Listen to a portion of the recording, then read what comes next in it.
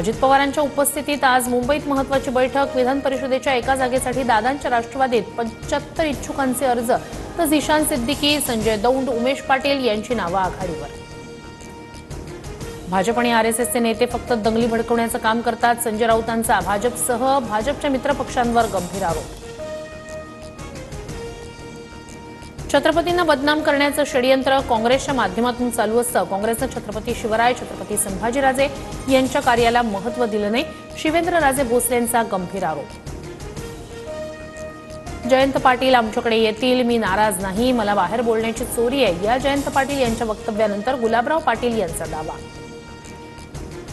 खोक्या भोसलेचं घर पेटवल्याप्रकरणी आणि कुटुंबियांना मारहाण केल्याप्रकरणी गुन्हा दाखल। अनोळखी 20 ते 25 जणांवर शिरूर कासार पोलीस ठाण्यात गुन्हा दाखल। नाशिकमध्ये भर रस्त्यात गुंडगिरी करणाऱ्या रिक्षा चालकाला अटक। व्हिडिओ व्हायरल झाल्यानंतर कारवाई। अनधिकृत रिक्षा चालकाकडून काल कार चालकाला मारहाण। उन्हाची तीव्रता वाढताच राज्यातल्या धरणांमधील पाणी पातळी खालावली। मार्च महिन्यातच 3000 मोठ्या आणि मध्यम धरणांमधील पाणीसाठा 52.71%